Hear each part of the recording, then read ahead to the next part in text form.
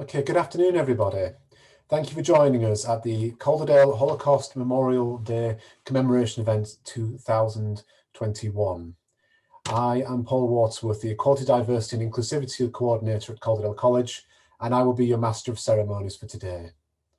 Just as a one final reminder, if you're joining us, can you please switch your video cameras off and put yourself on mute? If you would like to ask questions as we go through the event, please look for the chat option on your screen. This will allow you to pose questions to our guests, which will then be presented to them after they have finished speaking. So just as one final reminder, please make sure you have switched off your cameras and put yourself onto mute. And if you'd just like to find the chat feature, you will be able to ask questions to our guests as we go through, which will then be facilitated by myself after the speeches have ended. So I'm now happy to hand over to John Rees, the Principal and CEO of Calderdale College, to open the event. Thanks very much indeed, Paul, and good afternoon, friends and colleagues. As Paul said, I'm John Rees, I'm the Principal here at Calderdale College, and it's my pleasure to welcome you to this online event to mark Holocaust Memorial Day 2021. The proceedings for today have been organised and are hosted by members of the Calderdale Interfaith Council, Holocaust Survivors Friendship Association and Calderdale College. And I'd like to offer my sincere thanks to them for all of their commitment and support in planning today's event, and especially so under the current circumstances. And of course, I'd like to thank our guest speaker, Trude Silman, for joining us today and for sharing her story with us.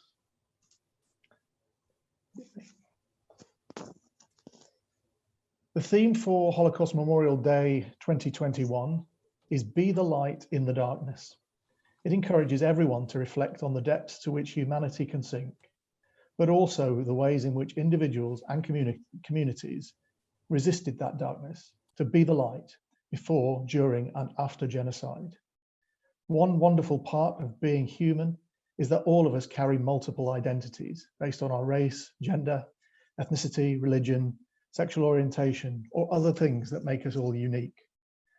But what happens in genocide is that a group in power begins to say, it's our identity that matters.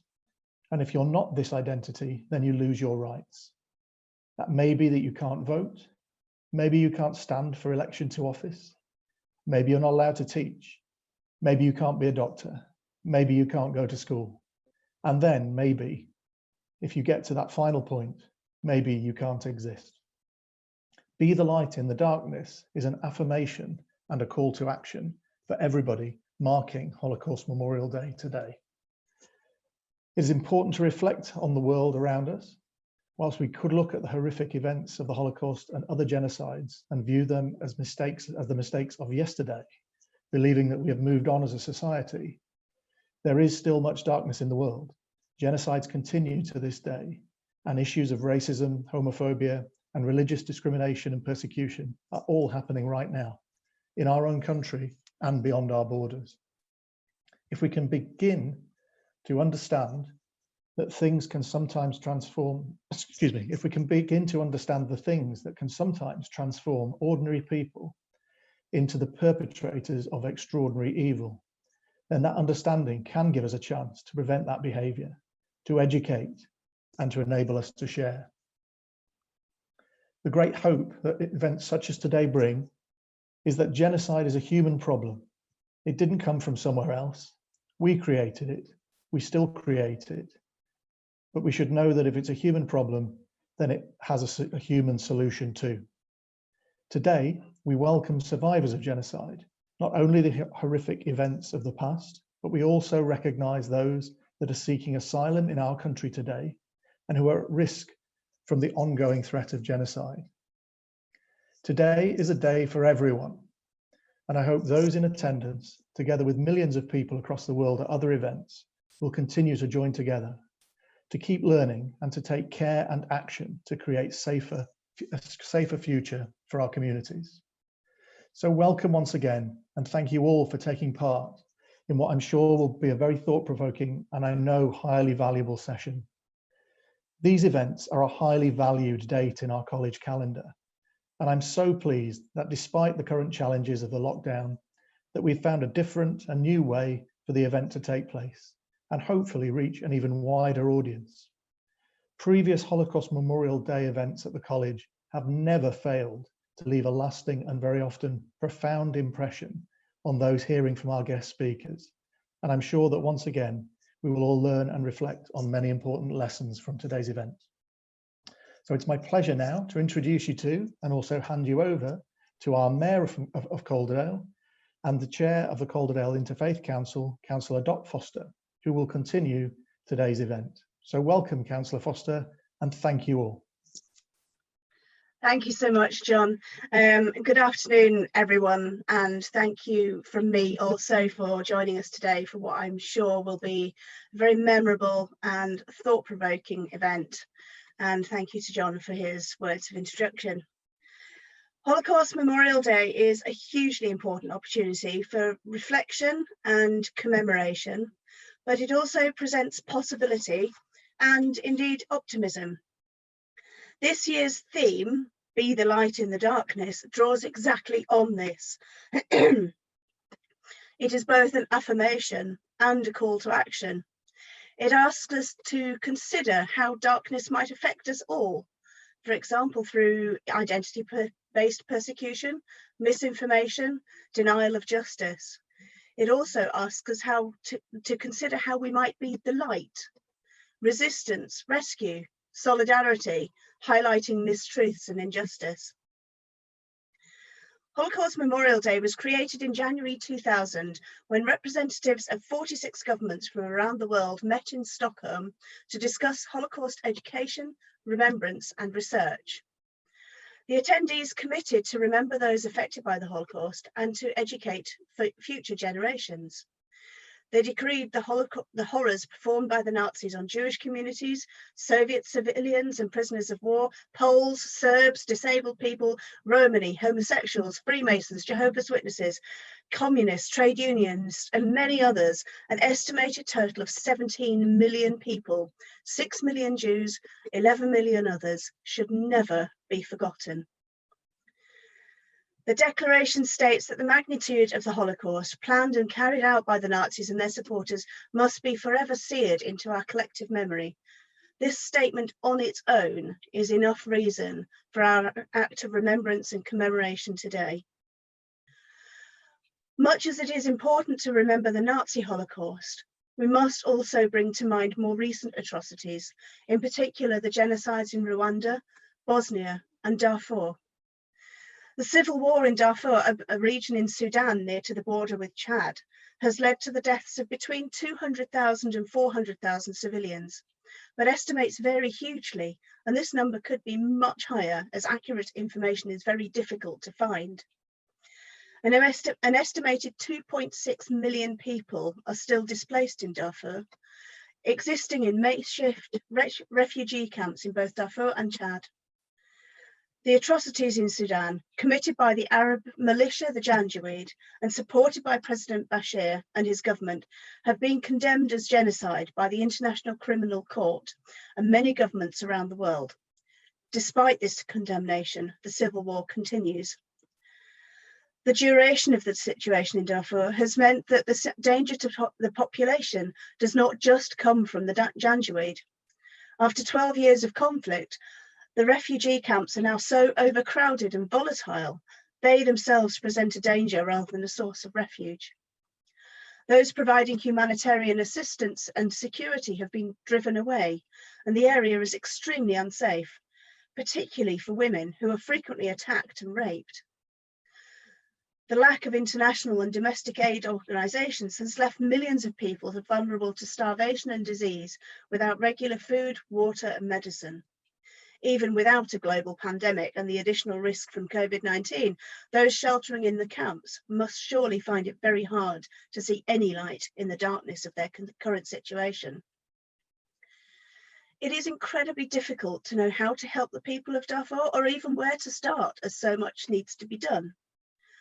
Justice is non-existent for the Black African farming community persecuted by the Janjaweed and Bashir. Women who have been raped and approach the government-appointed judges for justice face prosecution for adultery. Unbiased judges have been killed. communities were invaluable to the Black African farmers. With their villages destroyed and infrastructure gone, the social networks on which they relied have been erased. It is hard to see how they might be able to return home. Policing is unreliable, farming near impossible as the Janjaweed burn everything in their path. Access to medicine is limited at best, and there is little or no access to water in many places. President Bashir was the subject of an international arrest warrant in 2009. He is the only sitting head of state to be wanted for crimes against humanity, war crimes, genocide, and ethnic cleansing. He has evaded justice for 12 years now. If we are to be the light in the darkness for the persecuted people of Darfur, we must find a way to bring the conflict to an end, restore communities and justice, and ensure the persecuted can live in peace. Perhaps it is for international organisations to consider this and find solutions rather than us. But we can share the story of those affected by the conflict in Darfur. We can be that glimmer of light that raises international awareness and a call for peace and justice. We can be the light in the darkness for the persecuted communities of Darfur. It would be remiss of me, I think, to not also briefly mention the situation faced by many Muslims in China. While the Chinese government denies that their treatment of the Uyghur Muslims is anything other than re-education, the stories emerging from the camps in Xinjiang put this claim in doubt. There are multiple reports from journalists highlighting families who have been abused, separated, their communities targeted, and the residents of the camps being bused to forced labour sites. There are testimonies of abuse, forced sterilisation, and even torture and interrogation. But international reaction has been mixed, with some condemnation and some support for China's policies. The International Criminal Court is yet to agree to investigate the situation. It is for us all to ensure that we are informed and to shine a light on the potential abuse of communities, to be their light in their darkness. I am conscious that while I urge you all to be the light in the darkness for communities thousands of miles off from us here in the UK, some of us will be experiencing our own darkness. The COVID-19 pandemic is having a huge impact on many of us, from the lack of social contact with our families, friends and neighbours, to the isolation of those shielding and the grief of those mourning loved ones. It is a very dark time for many, but we can be the light here too. From checking in on vulnerable neighbours, providing practical and moral support with shopping or regular phone calls, we must continue to look out for each other, to be that light until some normality returns, whenever that may be. Before I hand over to Trude Silman, I would like to close with a poem. A while ago, I was gifted a book of drawings and poems written by children and young people from Terezin concentration camp between 1942 to 44. It's entitled, I Never Saw Another Butterfly. Terezin was apparently conceived as a model ghetto by Heinrich Himmler to be inhabited and governed entirely by Jews, with no SS troops within its walls and even its own currency. The harsh reality was somewhat different to the benign humanitarian face presented by the Nazis. More than 88,000 people were held at Terezin for months or years before being deported to extermination camps. Around 33,000 people died there, mostly from malnutrition and disease. Pavel Friedman was born on January the 7th, 1921 in Prague and deported to Terezin on April 26, 1942. He died in Auschwitz on September 29th, 1944. Here is his poem, The Butterfly. The last, the very last, so richly, brightly, dazzlingly yellow. Perhaps if the sun's tears would sing against a white stone. Such a yellow is carried lightly way up high. It went away, I'm sure, because it wished to kiss the world goodbye. For 7 weeks I've lived in here, penned up inside this ghetto, but I have found what I love here. The dandelions call to me, and the white chestnut branches in the court. only I never saw another butterfly. That butterfly was the last one. Butterflies don't live here in the ghetto. Thank you. And now it gives me great pleasure to hand over to Trude Silman. Thank you, Trude. Right, well, good morning everybody, and I hope you can hear me. And in many ways you've given us both sad days and looking forward into the future. And I find actually this wording quite difficult to interpret, because unfortunately I see it a little bit too dark at the moment. And I'm just hoping that we will get the dawn soon coming, but we've got an awful lot of muddle to get through first. But you're not come to hear my politics, but you're coming here to hear a story which started many, many years ago. It started, of course, as far as we know, with Hitler's history in 1933, but my own story actually doesn't start till 1939. But I'm just going to show you some slides from where I was born. Then I intend to tell you a little bit, not only just about myself, but about my father and his family, and if there is time, a little bit about my mother, because most of my family didn't make it. I was the lucky one. So I think we're ready to start the slides, and I will try and give you a background to my history. So can I have the first slide, please? Well, this is a map of how Czechoslovakia looked in the middle of Europe in 1929, and you can see it is there, bang in the middle of Europe, and it is in yellow.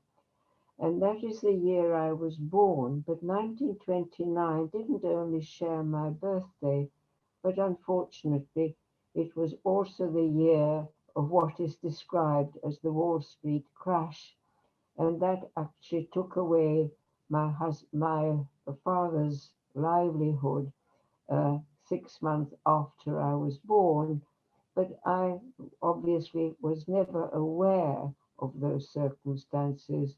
But I will just tell you the story of a happy childhood. Can I have the next one, please? And the next one is just a little snap of the town where I was born, which is Bratislava. And Bratislava was part of the Czechoslovak Republic, which was formed after the First World War. And Bratislava today is the capital of Slovakia. And the river that you see is the Danube. And there are two sort of things I want you to note. One is the castle ruin, and the other on the right-hand side is a dome, and that is the cathedral in Bratislava. Next, please. This is quite an old photograph, and you will see the cathedral on the left-hand side. And if you look carefully on the right-hand side, you will see twin towers, and that is the synagogue that my family and I used to attend. That does not exist anymore. It was destroyed after the war to make room for a nice square, which I think we will see in the next photograph, please. Next, please. Now, as you can see, this is a colored photograph, which was taken much, much later. Oh, we've skipped one. Right, anyways, okay. What I wanted to see now, at the top of the photograph, that's it. Oh, we're back again. Can I go back to one, if you can take it back one, please? Richard. That's it. Right. Well, you can see the cathedral again on the left. And if you look very carefully, you will see a red roof, and then there is a space. And that is where actually the synagogue was in the previous photograph. And that square now has a Holocaust memorial to it. So if we can go to the next one, I don't think we'll see the memorial, but you know it's there.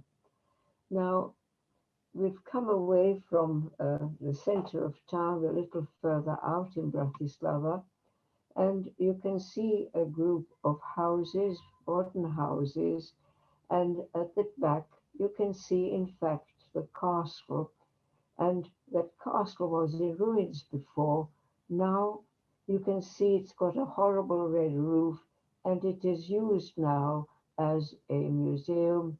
And if you look a little below it, you can see the castle walls, because of course it was very well fortified.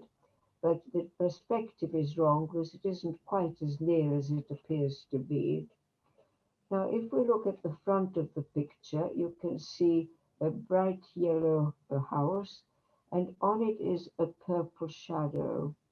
And that shadow is actually thrown by the building on the right-hand side, which today is a very modern hotel.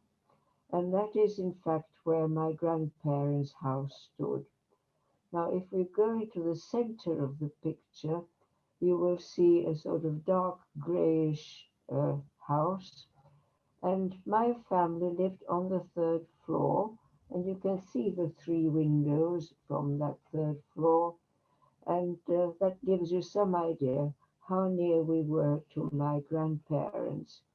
Now, when I was small, the street in front actually ran a lot of trams, and I think today the trams are replaced by buses, so you don't see the tram lines anymore.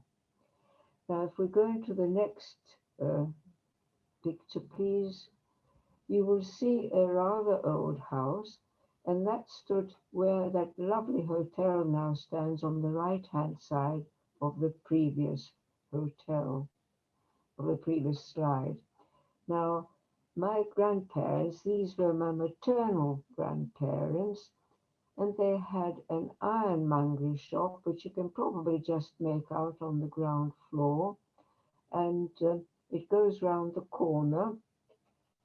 And on the right-hand side, the street was called Vysoká ulica, and that is because, in fact, it has quite a steep road going down.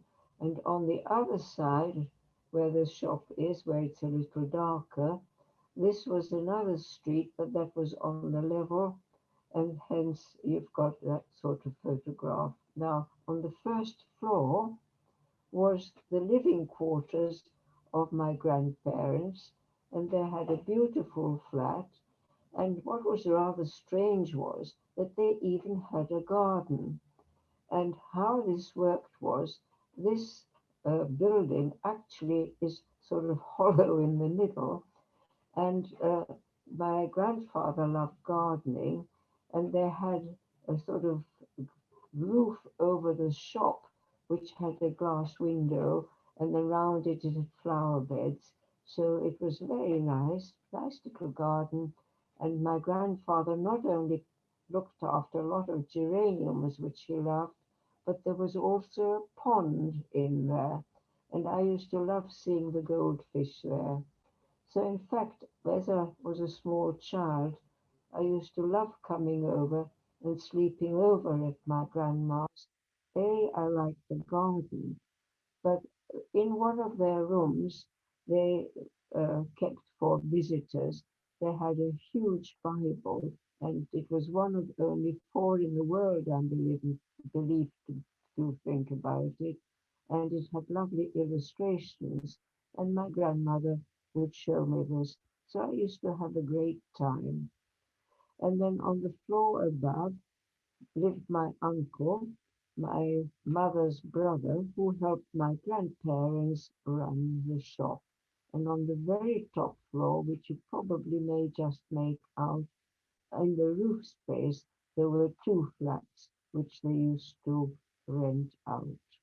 But that house doesn't exist anymore. In fact, a lot of changes have taken place in Bratislava, although the center of the city has been kept beautifully, and it's wonderful for people to come and have a look at the history of Bratislava, which actually is a very, very old town.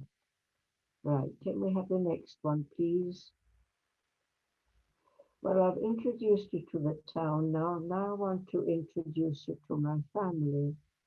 You've got my parents here, my dad and my mum. The next one, please. Can you have the next slide? And this is a slide taken in 1929, and it shows me sitting in the pram. And there you can see my brother in his lovely sailor outfit and my sister all beautifully dressed. And this obviously was the time before the Wall Street crash, because as you can see, we're very well dressed and father had enough money to keep us as a nice middle class family. Now, can I have the next slide, please? And this just shows me smiling. And what is actually happening when we're like that? We're walking with our nanny, who was called Lala, and she was taking us for a walk by the Danube. And this was a favorite walk of ours. And apart from that, there are quite a number of parks as well, which we used to frequent. But in the winter, the Danube would freeze over and people would skate on it. This, of course, doesn't happen now because there's quite a lot of traffic going down the Danube right from the North Sea to the Black Sea. Next one, please. Next, please. 1 second. Are you stuck? There we go. There we go. Oh, right. Well, between the last photo and this one is a few years. And what you can see here is a holiday snap.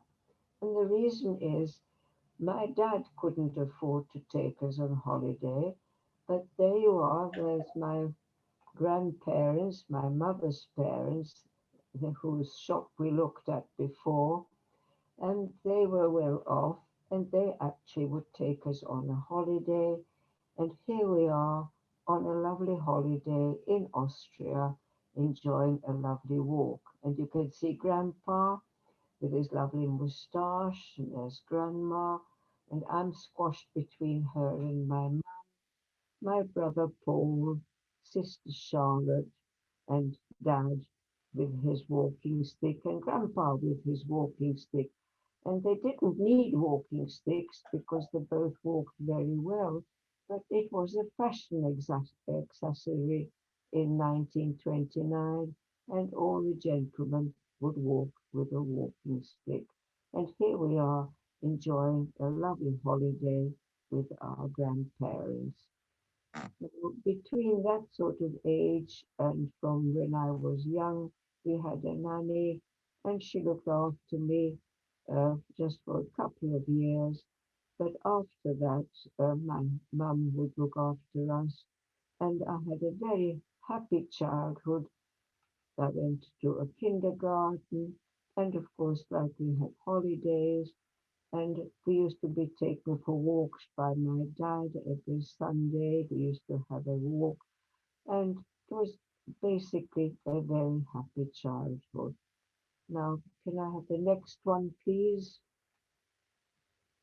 And there you are. These are some holiday snaps.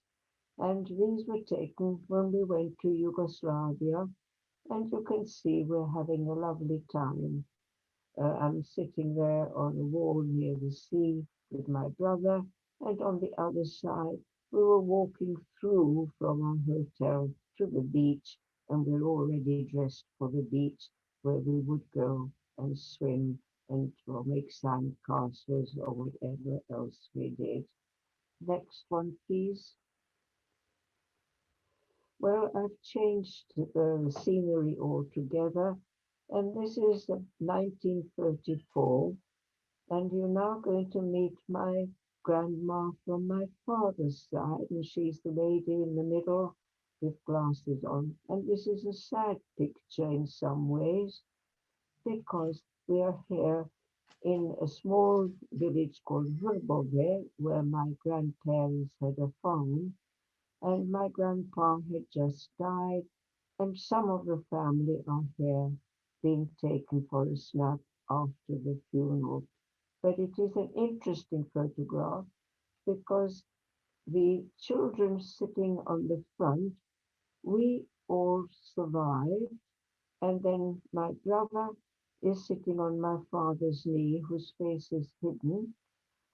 He's sitting by my mother, who has a white scarf on and is looking into the picture. She's next to grandma.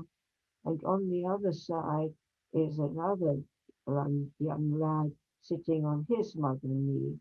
And these are all the young children who survived. And the rest of the people, most of them didn't make it.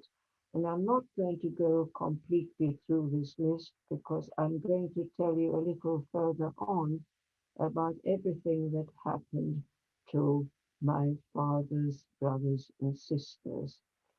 But apart from that, on this picture, there are one or two people who did survive, and they survived concentration camps. Um, so, in other words, there is a whole mixture of stories which obviously we can't go into today. So, I'll have the next one, please. Next slide.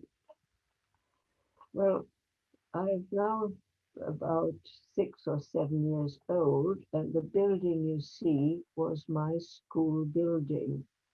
But today it is no longer a school building because if you look on the front door to the right hand side, there is a little colored escutcheon in red, white, and blue, and that indicates that this house now belongs to the Slovak government and it is used for offices. But when I went to school, it was a Jewish school. So we can have the next one, please. And here we are. This is a class photograph which is taken. And this shows you that we had much bigger classes than any of the classes you even have today. That class had 55 children in it. And one of the terrible things about the Holocaust is that most of the children on that photograph would have died, would have been killed. And if we say, for argument's sake, that there are only 50 children there, statistically, only 10% of children, Jewish children, survive. And therefore, only 5 of these children would have survived the war. Well, I am on the second row, the second girl in with a spotty dress, and I know I survived. And there is another person that I'm aware of, but I don't know of anybody else. But as I've already said, statistically, 5 only survived. And I often say, if I had to choose just one photograph of the ones I'm showing you, this is the one I would show you because it shows you very, very clearly how cruel the Nazis were and how they tried to kill off all the Jewish population. But initially, of course, they didn't want to do that. They weren't going to kill people. They were going to transport them somewhere out of Europe, but they couldn't find any country who would take them.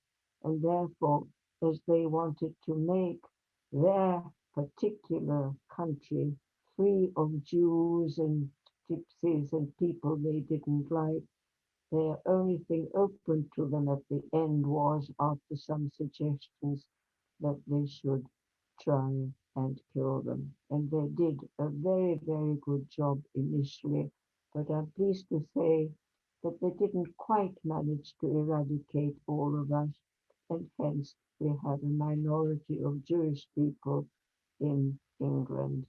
Now, I've taken this photograph for another reason, and that is for you to know that at the back, behind the trees, you can see the wall, and behind that is some houses, and they are what we used to call the Judengasse or Jew Street. Today, those houses have been revamped, and this is now a very posh quarter within the town of Bratislava. But at that time, it was like just mainly Jewish people because they had to live near their synagogues because they're not allowed to ride in cars or anything like that on a Sabbath. Now, can I have the next photograph, please? Well, I like to put this photograph in, but that's quite a way ahead. And the reason is that the Nazis, first of all, started being cruel to their population from 1933 onwards. And then in Austria from 1938 onwards. But they weren't starting the Nazification, so to speak, in Slovakia till 1939. But this photograph was taken in late 1938, and that is when the Germans went into Austria. And as Bratislava is only half an hour's bus ride away from Vienna, my parents were very anxious that we should go into the country where my grandmother lived. And there we are with some cousins. There's my brother with a dark coat. There's me. And on either side of the photograph, the little boy laughing is my second cousin. We obviously had some joke. And then another cousin is the tall one. And we're in a place called Barber, which was where my grandmother had a farm. Now, we didn't stay there long because after several days, my father and the rest of the family decided things had settled down a little bit in Vienna, and we went back home. But of course, I had family in Vienna.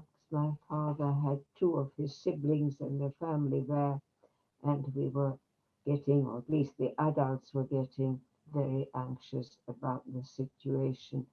And of course, they were all being mistreated already at that stage. Next slide, please. Well, there am I in a sailor suit, and that is my passport photograph. And in fact, between the October photograph that I showed you and this one, a lot happened.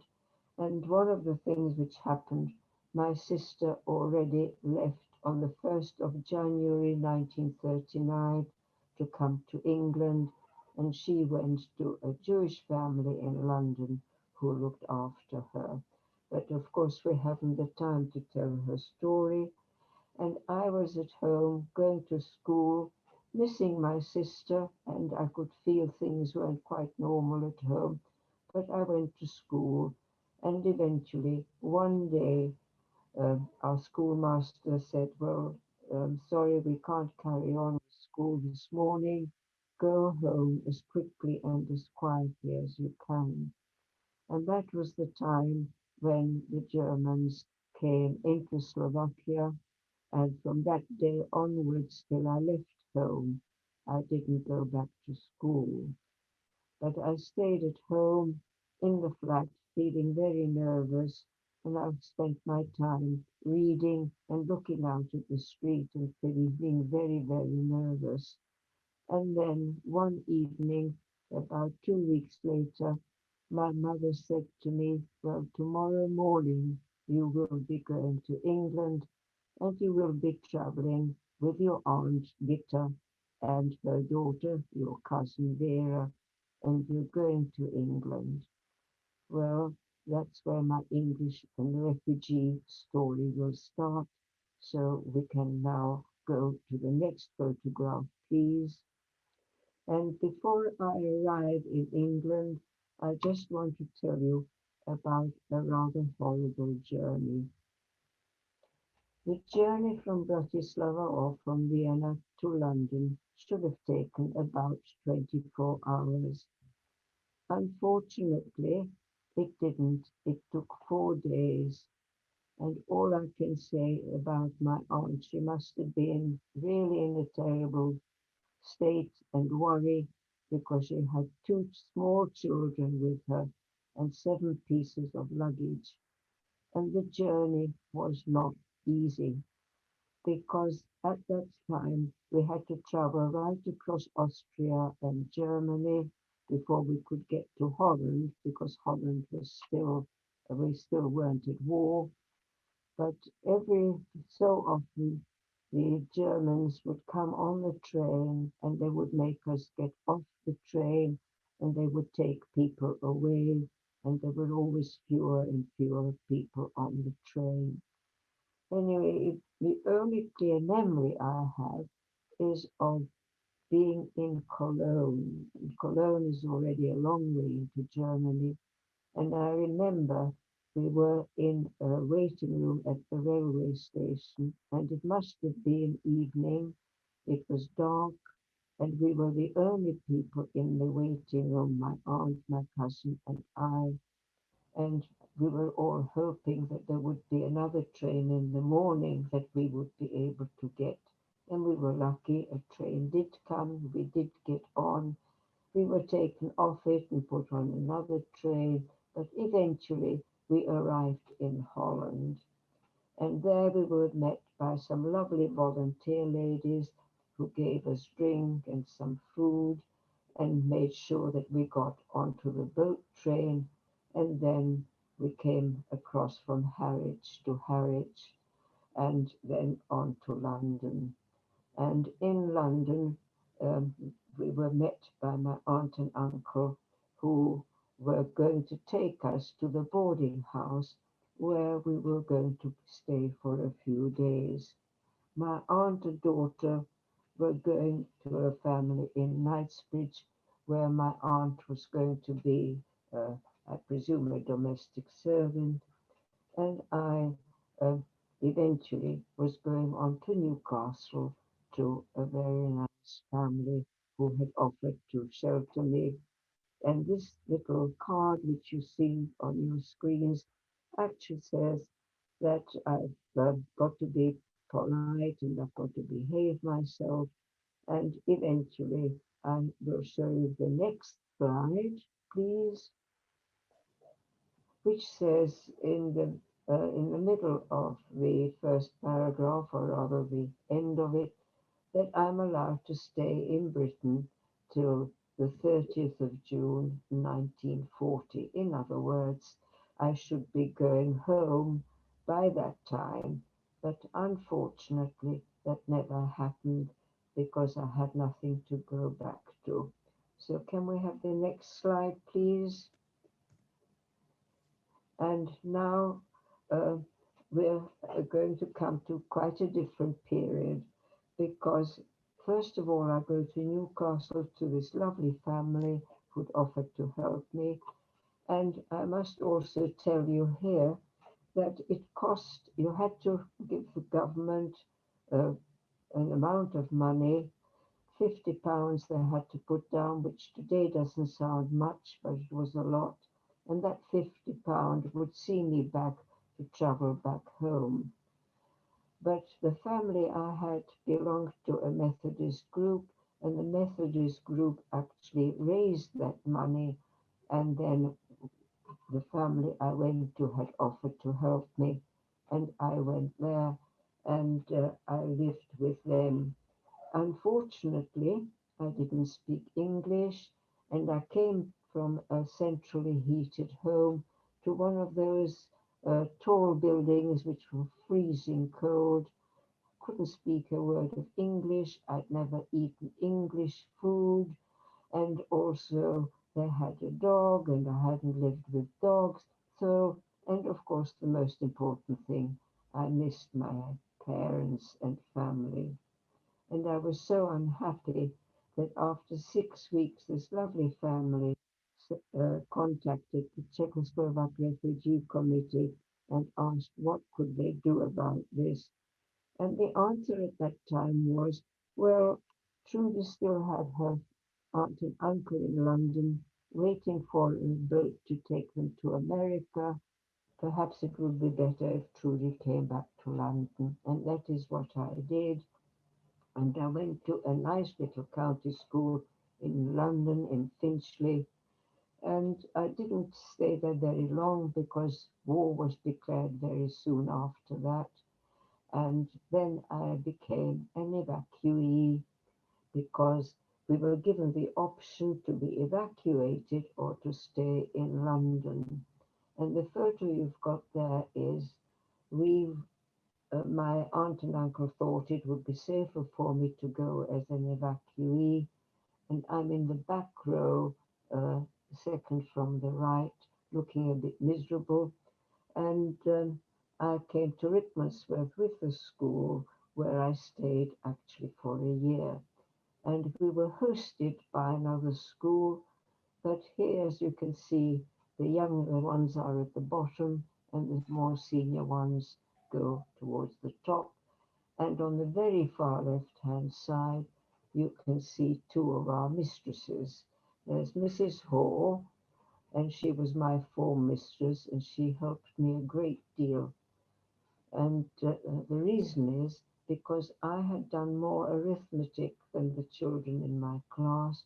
So every time we had an arithmetic lesson, Mrs. Hall or some other teacher who was free at the time would teach me English.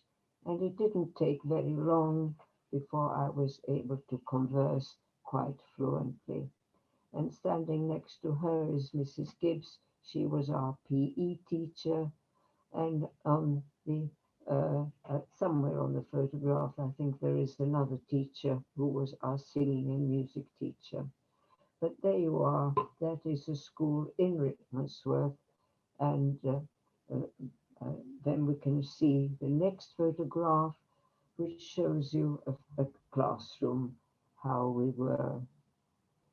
This is how we were, and in those days, no computers, nothing like that. We did book learning and all from a blackboard. And as you can see, we're all sitting nicely. I'm in the back row, just in front of Mrs. Hall. Right, next one, please. Well, again, there's a large space between the photograph in Rickmansworth and this one. This is the only photograph I have of my brother, sister, and myself in England, because my sister was with one family. I was in Rickmansworth to start off with, and I'll tell you a little more where I went to afterwards.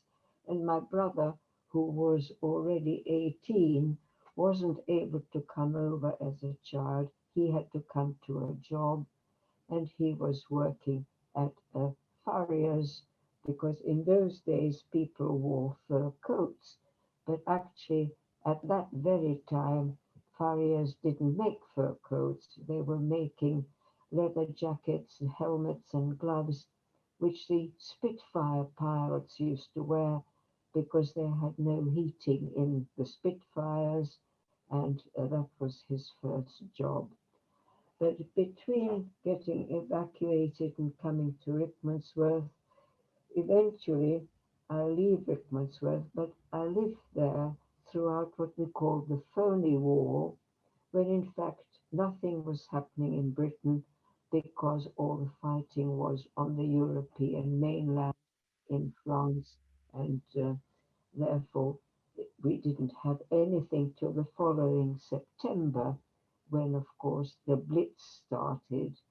And so during the period, all I could see of the war was that through Rickmansworth we would find large convoys of military stuff going through to the coast to go across to France. But after a year, I leave Rickmansworth, and I go to another school. The reason is that my aunt and uncle go to America, and I should have gone with them, but my brother persuaded them that it wasn't safe because at that time many of the ships within convoys were being sunk, and therefore my brother thought it would be better for me to stay where he and my sister were, and also not go have the chance of being torpedoed and drowned. Anyway, I then go to another school. In fact, I go to a number of schools, but I end up in a London school called Kingsley, which was evacuated to Cornwall. And I spent 4 years in North Cornwall, in Tintagel, where the men had gone off to fight, the women had taken the men's jobs, and once you became a reasonably senior girl, you started doing the jobs that the women had done. So I learned how to do camouflage nets. I learned how to milk cows. I worked all on the farm and did all sorts of farm work. And we also, at school, used to put on concerts to raise money because Britain didn't have enough money for its armaments. And in fact, it got a lot of money from America, which took us many years eventually after the war to pay back. But we used to put on an Army Week, a Navy Week, an Air Force Week, and the whole village would take part. And my school always used to do something. But uh, during the war, as I say, we did war work, and I didn't hear anything from my parents after 1942. My father, of course, was, I'll tell you his story in a little while, but after 1942, we had no more contact. But even having letters would take several months, and sometimes you would get a later one before uh, uh, the first one because post wasn't reliable and it couldn't go through Germany. It had to go through our aunt in America. So any post we would do would go through America because at that stage America wasn't at war. Now, what you can see here is my naturalization papers, and that is a special story as well. And the story behind it is that at the end of the war, the British government said that it would take 10,000 children from the concentration camps who had survived. The sad story is they couldn't find 10,000 children, but they only found about 900 and something. And therefore they said they would take the bulk of the 200 and odd children who they knew were already orphans, and they would make them have a naturalization to become at an earlier stage, because the normal naturalization youngest age would have been 16. Well, I'm one of those lucky 200 and odd children who was made a British subject before I was 16. Although the date is a little later than, if you can read it, I think it says 47. It's because it takes quite a while to find the people and also to make it legal. So this is actually a legal document which made me British. Well, this is a little bit of a story about myself. But after I left Kingsley, I went to another school because Kingsley was down in Cornwall. They were evacuated and they didn't have laboratories. And I wanted to become a doctor and I needed science. So I went to another school which was in Devon, Unfortunately, that didn't work out because their laboratories were also not in Devon, but I had to go to a boys' school in Exeter, which meant the schoolmistress who taught chemistry and physics would drive me in her car from where we were to the boys' school, but that really didn't work out very satisfactorily. I did manage to get my chemistry and physics um, qualification, my matric, and I then moved again and I went to Reigate where I spent 2 years studying for what was then higher school, and I got my chemistry, physics, biology and math. And even there I was unfortunate because the chemistry and physics mistress became ill, so I had to go to a boys' school there. But there were two of us who did 4 subjects, and eventually we both passed and went on to university, and I came to Leeds. So, and I studied. Okay, but we can leave, go to the next one, please. And how am I on for time now? You're all right, yeah, Trude.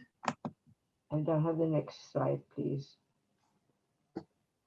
Well, this is my wedding photograph. So I'm all nicely dressed, and my wedding outfit and my flowers were given to me by the family where my sister was, because they had a chain of clothing shops. And so I'm all beautifully dressed, as you can see, on my wedding day. And that is my husband, Norman. Next one, please. And I always like to introduce you to my two daughters. Ruth is the elder and Judith the younger. And the Ruth now is turned 70 and Judith is getting on for 68. So as you can see, it's just me introducing you to how they were when they were small. Then we'll have the next photo, please. And this shows you that when they were a bit bigger, we used to go for a Sunday walk. My husband would always take us. We had a little car, and here we are somewhere in the Yorkshire Wolds. And what I show this for as well is you can see how we are dressed. Today, you wouldn't go dressed in your ordinary clothes because you always would have your trousers on and your walking shoes on and your tops. And that is how we would go to a walk and thoroughly enjoy our Sunday afternoons. Now, next one, please. Next one, please. And now I'm going to skip to a very brief story. No, one back. That's right. One back, please. Can I have the one back, please? Just have a look at that. You'll remember that one, how the map look. Look at all the colors. And now to the next one, please. Now we can go, because this is already in 1942, and you can see the colors have changed. Britain is in red, and if you look very, very carefully to the toe of Italy, you will see a little red blob there, and that is Malta. And most of you will know Malta has an important story in the war. But there you are. Germany is in the dark blue, so you can see a bit of Africa to the left on the bottom, most of Europe, and as you can see in white, those are the countries which are neutral, and then you can see the light purple. That is where the Germans and the Russians were fighting, because that is already the beginning of Russia. So you can get an idea of the huge amount of land that Germany occupied. And it is in all those countries, the one particularly occupied by Germany, where they oppressed all these people, and they had the concentration camps, and that is where they did all the murdering. Now, if we have the next one, please. I'm just showing you this again. This is the map of Europe, and you can see in the dark grey.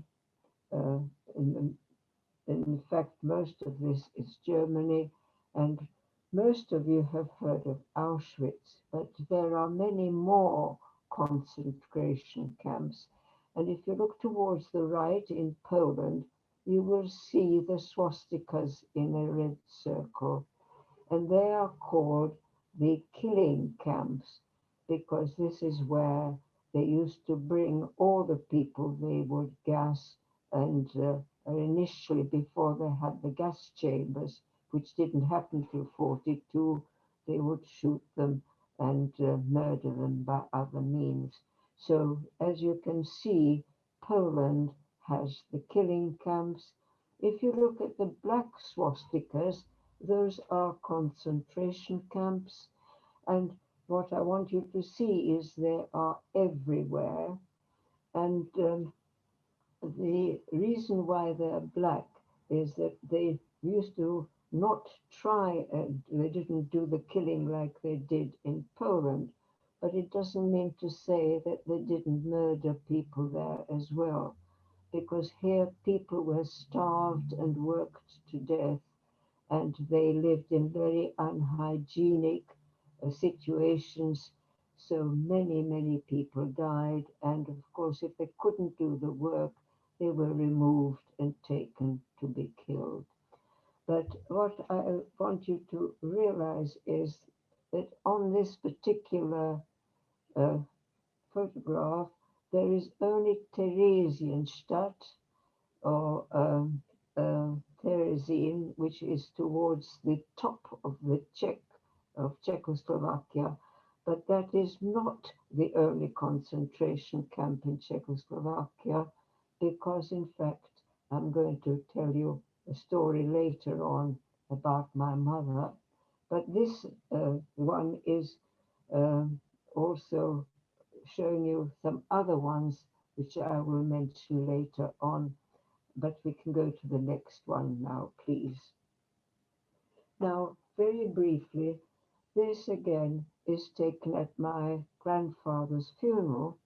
And as you can see, there's my grandma Babka, and she was hidden by peasants in the village, and she survived, although most of her family didn't.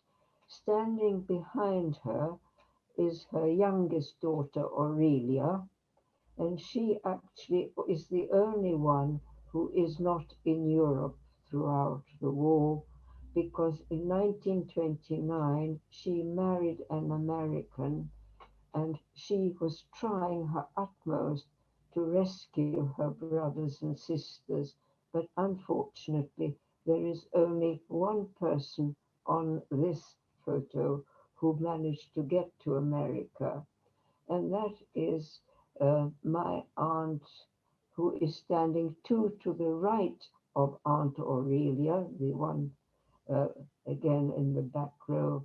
She was living in Vienna, and she, her husband, and my three cousins all were saved, but the rest of the family were all left in Europe.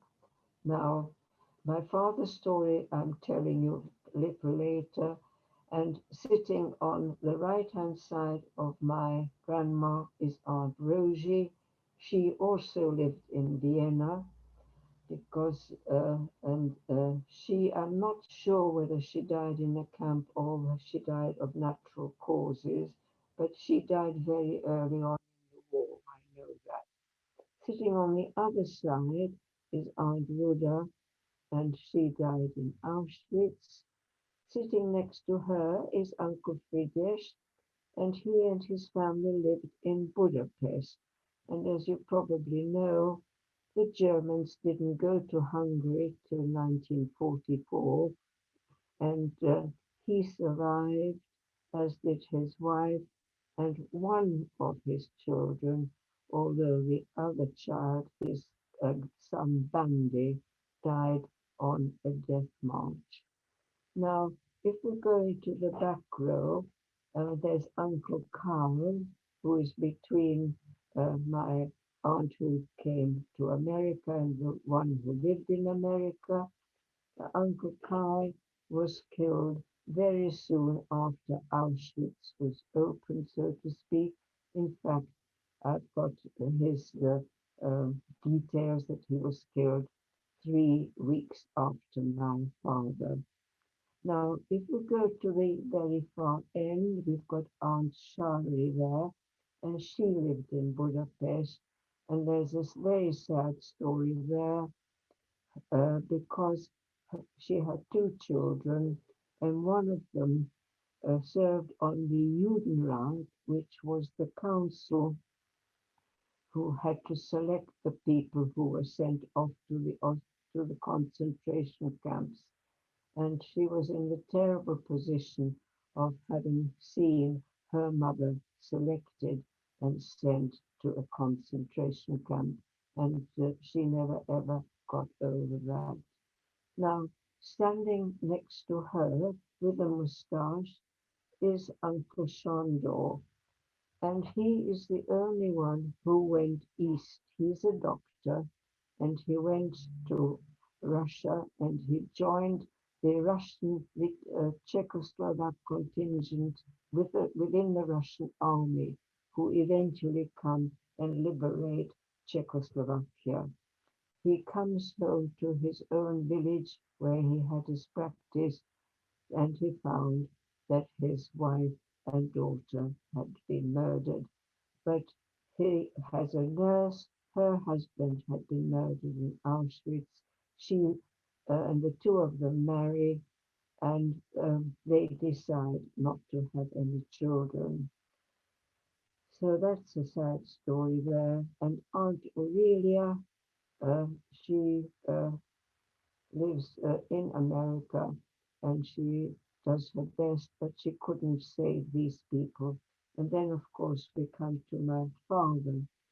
And my father's story is very sad because eventually he is taken to Auschwitz, and he goes amongst one of the earliest people to, within very soon of being opened. One of the reasons is that my mother's mother was rather ill, and my mother went to look after her, and my father was left on his own. And the Germans always took, so to speak, single people first. So my father was one of the earliest people who went. And the only nice thing I have in my possession, he sent me a most beautiful letter written in English on my birthday before he was taken away.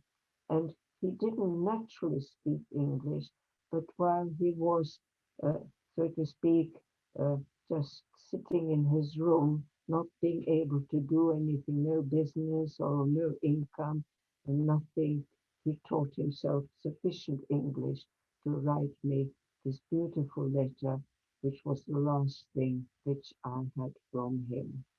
Well, we can go to the next one, please. Now, I'm just going to remind you about Auschwitz because you know all about this, but I went and visited Auschwitz in the 1990s, and I remember walking down that railway track. It was a beautiful sunny day, and I was absolutely on my own. There were no people anywhere near me. And for some reason or other, I got a sort of certain feeling which made me feel that at least I put my father to rest, because in Auschwitz, of course, there were his ashes. But I did not find my mother because my mother is missing. Right, we can have the next one, please. And I think you've all seen that people being uh, taken off the cattle wagons when they arrive in Auschwitz, and the women and children, of course, were all murdered. Next one, please. And this is how they're lined up and taken. Some are taken to one line and some are to the other. So this is a very old photo. And now we can go to Cllr, which shows you a beautiful photograph of my mother. And if we go very quickly, we can run through one or two of Cllr. This is what the Cllr camp looked like, which is in Slovakia. Today, it is not like that. It has been turned into a Holocaust museum. But this is an interesting one because the red space between the houses and the front of this photograph is where, if they shot people, they were buried, and there are graves in that plot because this is the concentration camp. This today is a museum. Right, next one, please.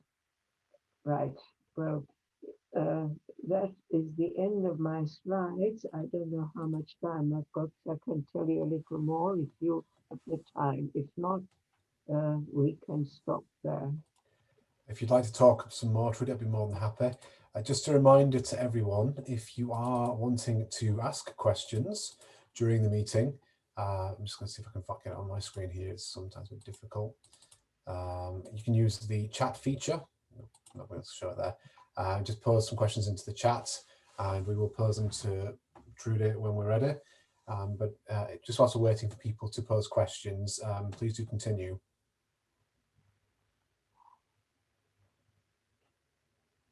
Right. If you're, how much have I got? About 10 minutes. Oh, well, it's fine. Right. Well, my father, as I've already told you, was taken to Auschwitz, and I was one of the earliest. But I have had a lot of trouble finding my mother. And it's a very sad story because single people were always in the greatest of danger. And eventually, my grandmother is taken away to Auschwitz and she is killed. So my mother is left on her own. But there was a family friend who was about 25 years older than my mother.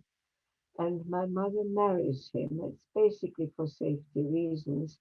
But in those days, one of the reasons why he managed to survive that long was that he was baptized, and many Jewish people were baptized for safety reasons, but they couldn't be baptized into the Catholic Church because the Catholic Church wouldn't accept Jewish people, but the Evangelical Church did.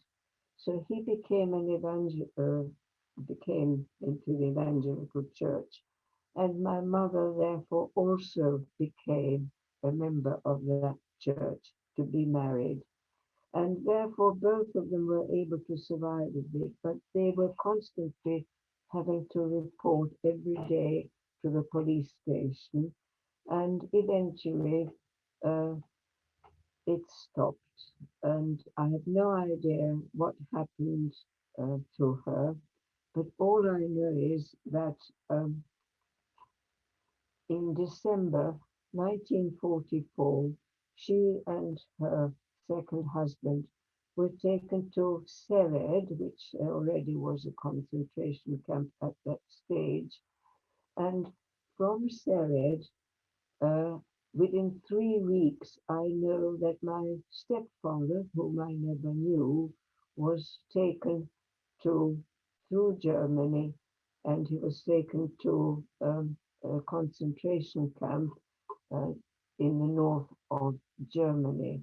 For the moment, the name has gone out of my head because there are two concentration camps together.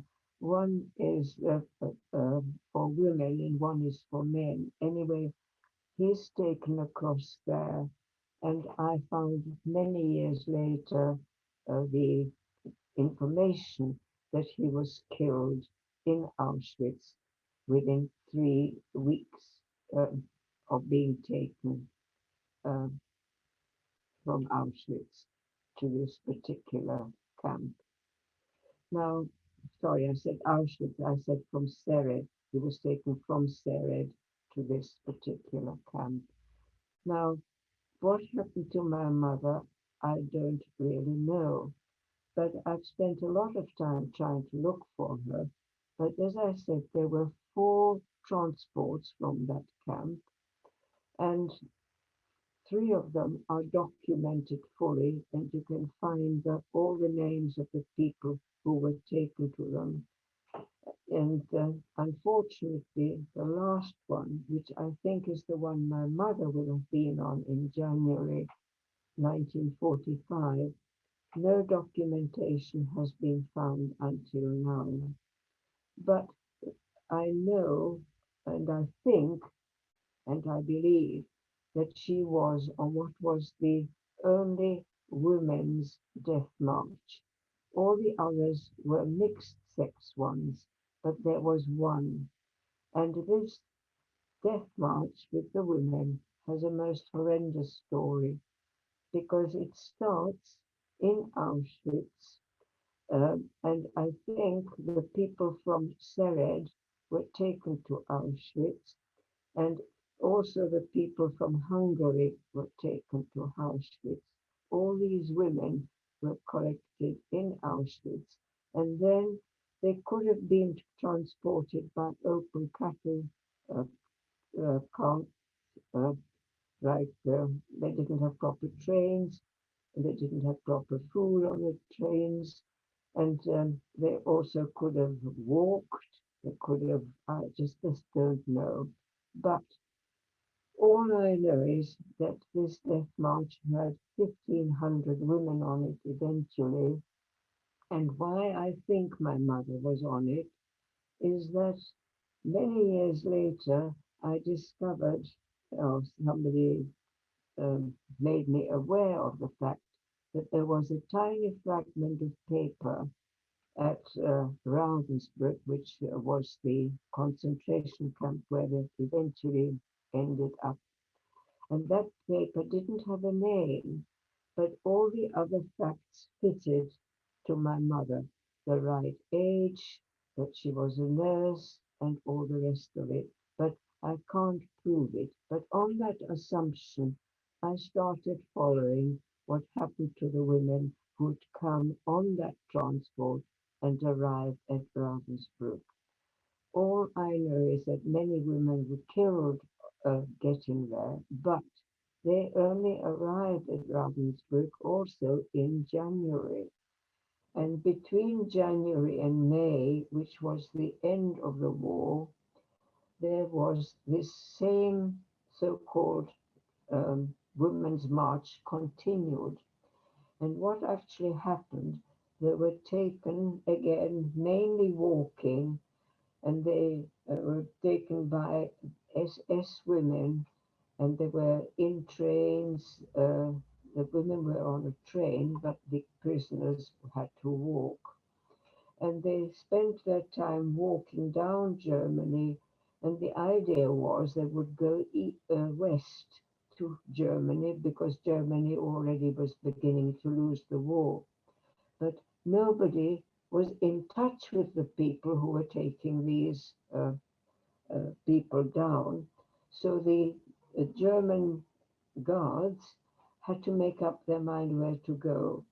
And they went on foot backwards and forwards, and eventually they ended up in Czechoslovakia again.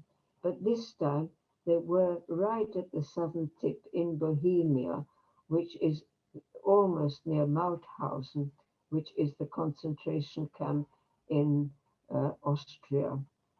And unfortunately, if you follow this terrible journey where people were shot when they couldn't walk anymore, there was a lot of sickness, all these women were starving, they were freezing, it was a terribly cold winter. But the 5 months they march, and eventually they go to get to a place called Volare, by which time there were only about 50 women left. But by that time, the Germans had decided that it wasn't safe for them to stay with these women. And these women were left in a factory building, starving and freezing. And the German troops who were looking after them ran away. And eventually the Russian army will get there. But at the moment, this particular group were liberated by the Americans, and they find these starving women. Now, unfortunately, I do not find my mother there, but eventually these starving women tell them that the German had got a mass grave into which they shot and buried the women who were poorly, who were not going to make it, or who had died, whom they shot. And the Americans make the Germans in the village open the grave and try and identify the graves which didn't have any names on, or they had nothing to mark them out. So had to eventually put gravestones up, but there were some graves which they couldn't identify the people who'd been buried there.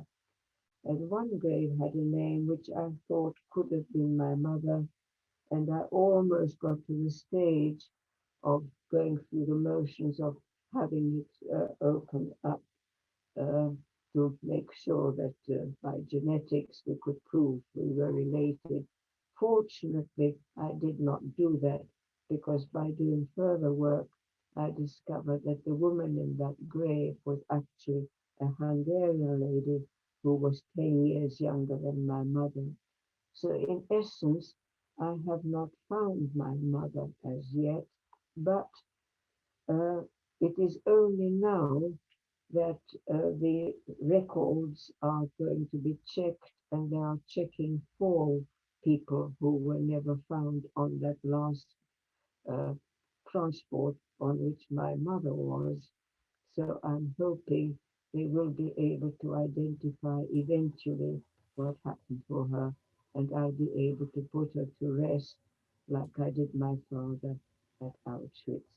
So I've given you a whistle-stop tour of what happened to my family. And at the end, there is only really one message I have to give, and that is that we've got to learn to live with all sorts of people, whether they're white, black, whether they're of mixed race, whatever religion they are. We are all human beings.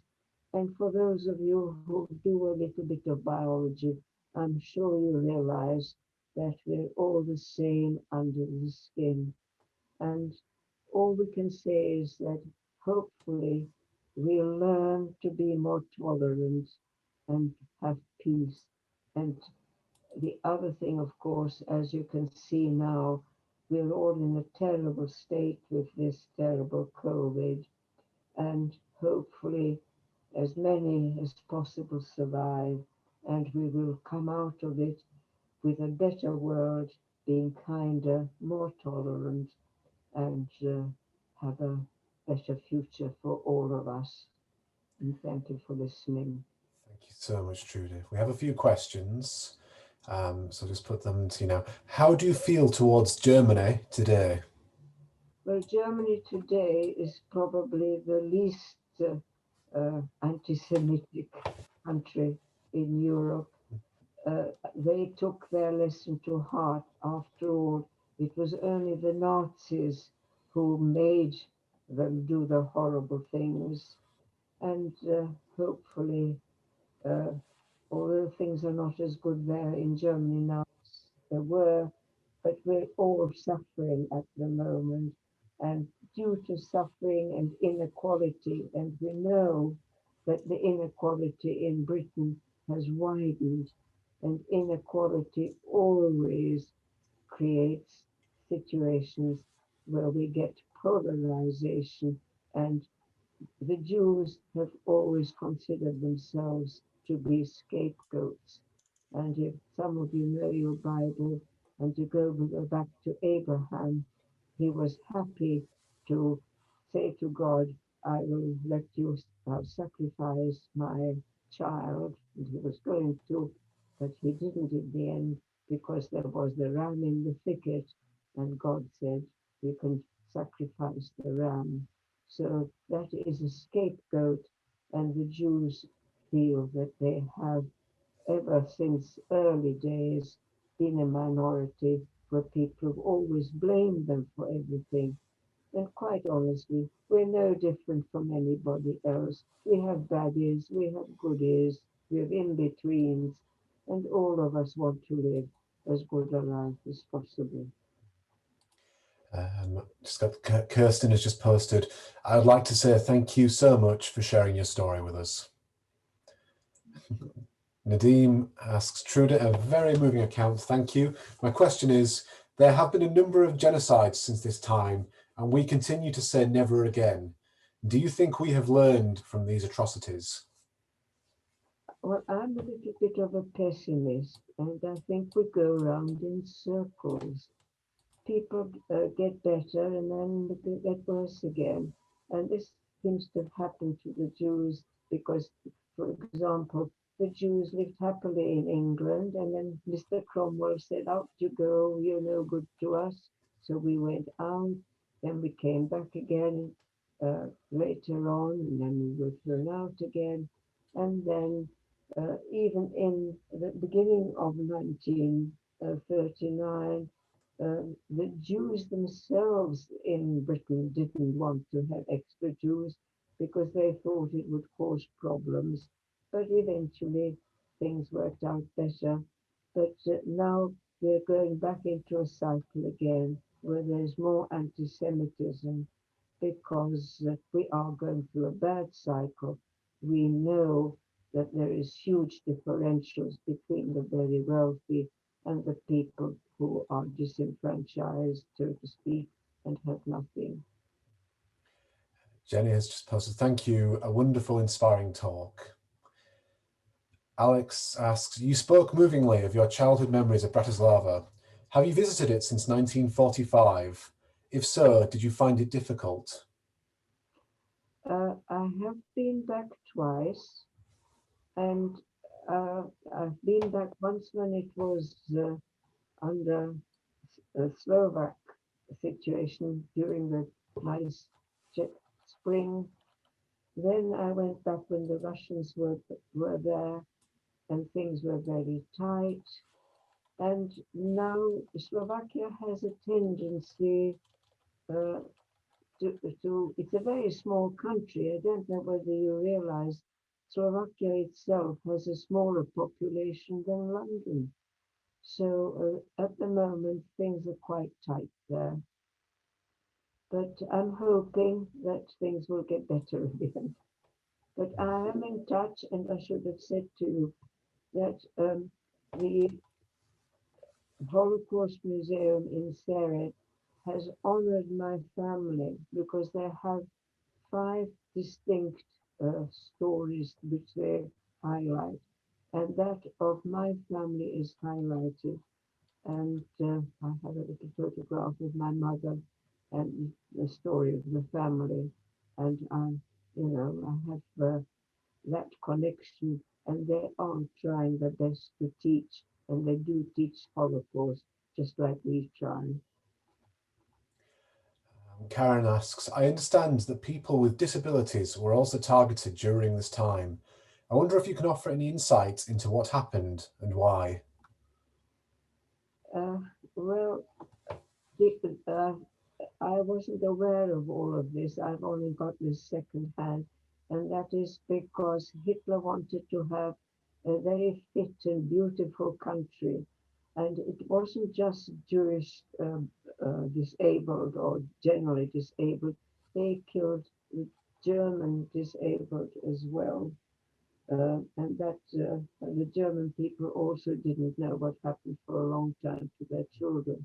But because they wanted what they called this beautiful nation, which was healthy, they didn't want people who are disabled because they thought that disabled people would pass on genetically their disabled things throughout. So they were very, very cruel. And of course, we don't believe that because today we feel disabled people, depending on the disability, are able still to give a lot to the system.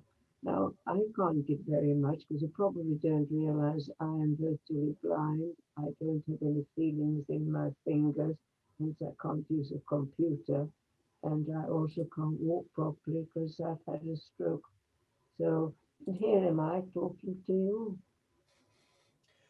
The final comments are all gratitude. Thank you for a very moving and inspirational account about your childhood and family. Thank you for your generosity in sharing your experiences with us and for your message of peace and tolerance in the future. Thank you so much. It's been hugely humbling to listen to your story. Well, I hope you heard me properly, and I hope you found the photographs quite interesting. It was. Thank you so much for your time today. And thank you to listening too. We'd now like to pass on to Reverend Canon Hilary Barber, the Vice Chair of the Calderdale Interfaith Council, to speak.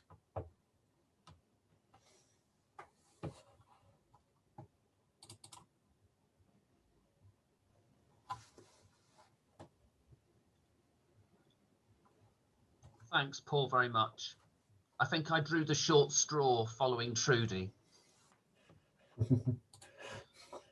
This year, Holocaust Memorial Day, as we've been reminded, has the theme, Be the Light in the Darkness. This theme, of course, resonates, as the Mayor reminded us, for millions of people as we continue to live through COVID-19 and the effects of the darkness which that has brought upon us all. As we meet towards the end of January, the world, of course, is annually reminded now of the horrific atrocities of the past and of humanity's ability to attack itself and to cause death and suffering. We have recalled with Trude the Holocaust. Between 1941 and 1945, those 6 million Jewish men, women and children who were murdered by the Nazis and their collaborators.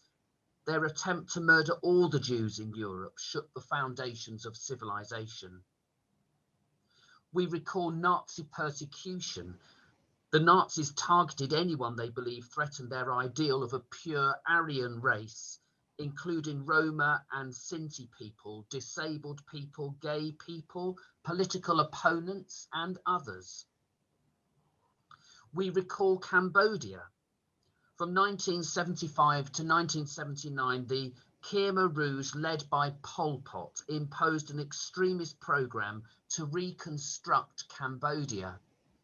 Millions of people died through starvation, disease and exhaustion, and thousands were executed. We recall Rwanda. In a violent outpouring in 1994, approximately 1 million Tutsis and moderate Hutus were murdered in just 100 days in the genocide at Rwanda. We recall Bosnia. In July 1995, against a backdrop of an ongoing war, Bosnian Serb forces led by Ratko Mladic murdered around 8,000 Muslim men and boys in the town of Srebrenica.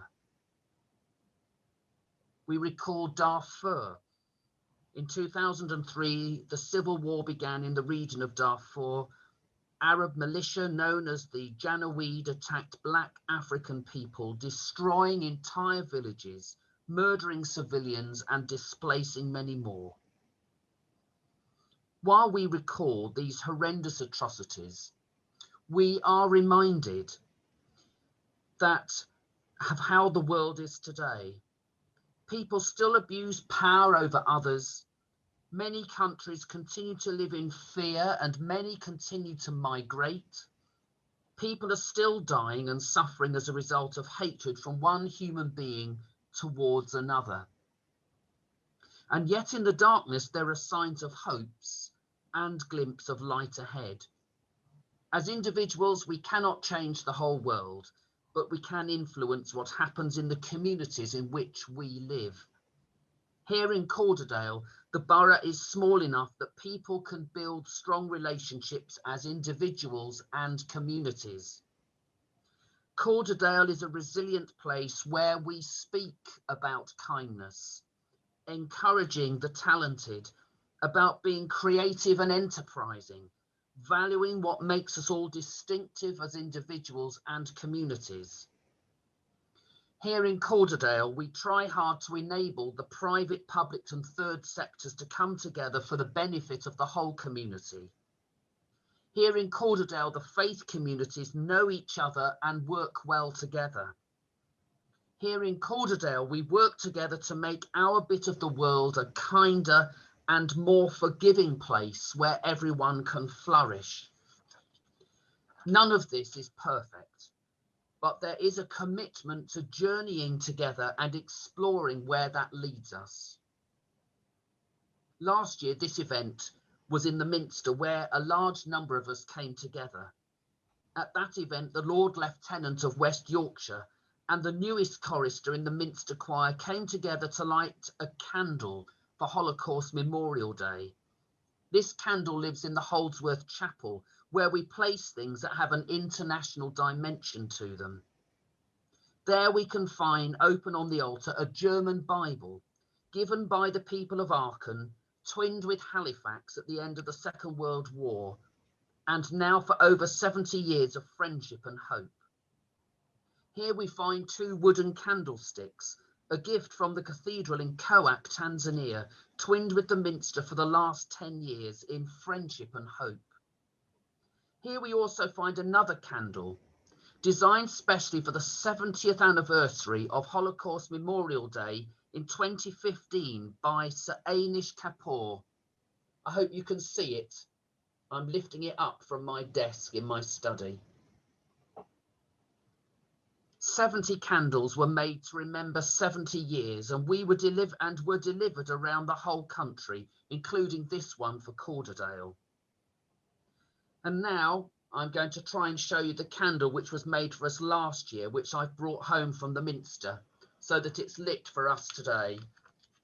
Here it is.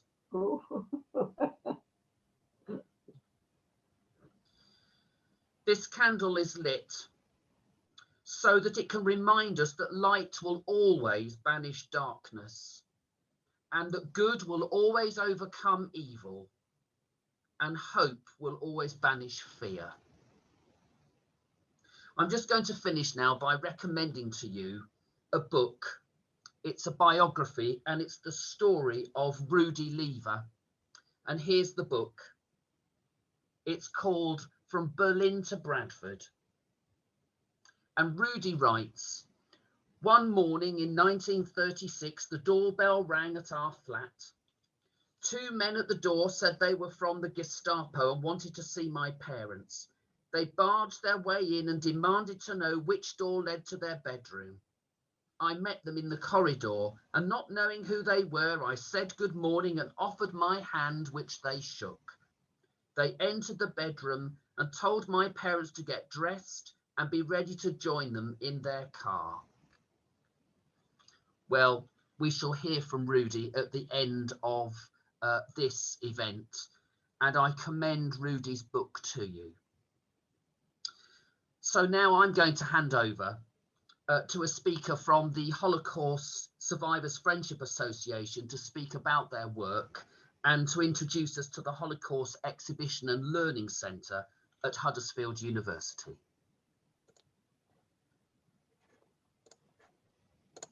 Thank you, Hilary. My name is Alex. I'm the Visitor Operations Manager at the Holocaust Exhibition and Learning Centre. And I'm here today to, you've already heard from one of our members, Trude, who's also our Honorary Life President.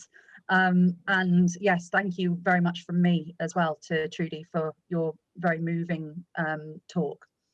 A little about us then. The Holocaust Survivors Friendship Association came about in the 1990s when a remarkable group of people based in the north of England, mainly in Leeds, came together in friendship. They shared their experiences of being refugees from and survivors of the Nazi regime and the Holocaust, some of them for the very first time. They've been supporting each other ever since, often involving their families as well, and survivor support is still a key part of our work, from social events, but also just little things like ensuring someone can get to their medical appointments and things. Some of the members began speaking out about their experiences in schools and in wider groups as well, in order to educate others about the effect that intolerance of others can have and what it can lead to. And the HSFA now continues to support them in doing this as well, which is partly what brings us here today. The Holocaust Exhibition and Learning Centre is based at the University of Huddersfield, and it's free for all to visit ordinarily. It's part of our survivors' legacy of teaching those lessons of the Holocaust to others, particularly as those who were eyewitnesses are diminishing in number. The exhibition tells the full story of the Holocaust, but focuses on the stories of 16 individuals, that really personal side, which really makes a difference for particularly children who visit us. These individuals have made their lives in the north of England, and they became part of our communities. They're people who, as at our last year's Holocaust Memorial Day event at our centre, a teenage boy with Opera North referred to them as someone who could be on your bus. You never know. These people who've become part of our communities, active members in our communities, have dedicated their lives to telling their stories in order that others don't go through the same experiences, to show how each of us can be a light in the darkness. We now work with groups of people affected by genocide and crimes against humanity in other societies, and commemorate events such as the Srebrenica massacre in Bosnia. Last year, obviously, things were a little different. Here are some images on your screen now of what we did. From teaching trainee soldiers from AFC Harrogate, up in the top right there, which is where Captain Tom Moore is now honorary colonel. We facilitated survivor talks via Zoom. We celebrated milestone birthdays with social distancing in place as well. We also sadly lost our chair, Lillian Black OBE, in October. And we and our new chair, Ben Barco, former director of the Wiener Library, very much see our work as her legacy too. We are a charity with no core funding, supported by organisations including the Heritage Lottery Fund and the Association of Jewish Refugees. But we rely on donations to keep our work going. So shamelessly now, I'm going to put our link to our Just Giving page in the chat. If anyone is able to donate even as little as £1 towards our work, we appreciate every penny, and it all goes straight back into ensuring our work, supporting our survivors, and promoting education for the future can continue. Given events of the last year, a lot of the centre's work has shifted online, and as well as doing some survivor talks via Zoom, we've been doing a series of 30 online events with 4 main themes. They are sexuality, desire and the Holocaust, anti-Semitism and perpetration, transnational Jewish identities at the periphery, and archives, collections and material memory. Our next talk is this Thursday, and we will hear about refugees from the Nazi regime making new lives in British India and the context of empire within their lives. If anyone hasn't already registered for their tickets, it's a free event. You can get your tickets via our website. You can keep in touch with us on our work via social media, and we also have monthly newsletters via email that you can sign up for via our website. The Voices of Witnesses to the Nazi Regime is not just central to our exhibition and our learning programme for groups of all ages. We are very proud now to be offering our learning programme digitally as well. I've mentioned why we exist as an organisation are these Voices of Witnesses. And you've already heard Trude speak eloquently about her experiences. So I'm now going to hand over to another one of our HSFA members, who is also one of the 16 people whose story is told in the exhibition. And here's a lovely early photo of him here, Rudi Leavor BEM. Thank you. This is a morning prayer, M-O-U-R-N-I-N-G, recited at funerals, other sad occasions. In the middle of it are the names of a few concentration camps, followed by the names of 3 or 4 of my own personal relatives who perished, including the name Dan, who was a 4-year-old distant cousin of mine who died in Auschwitz.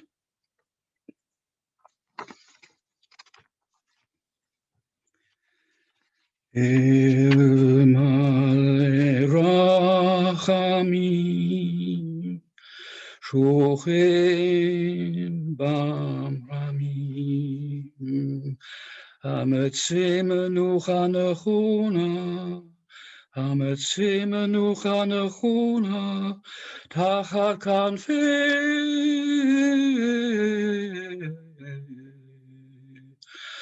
Hashechina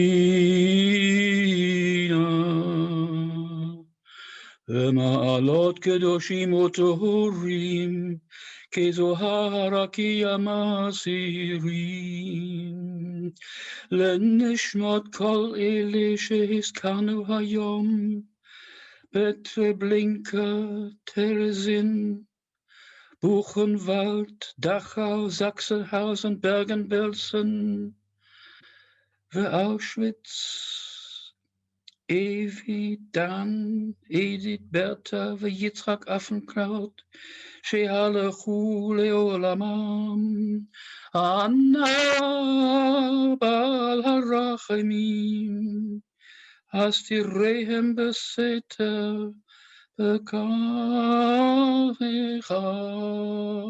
Leolamim. Utzeror Mitzrayim het nishmatam, Adonai hunachalatam, V'yanuchu b'shalom al mishkatehem, v'nomar,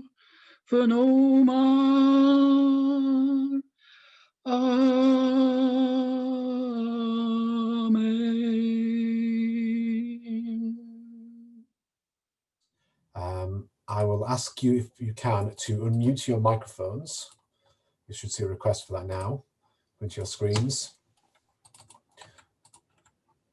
And we will say the prayer of peace together as a group, and then 1 minute silence.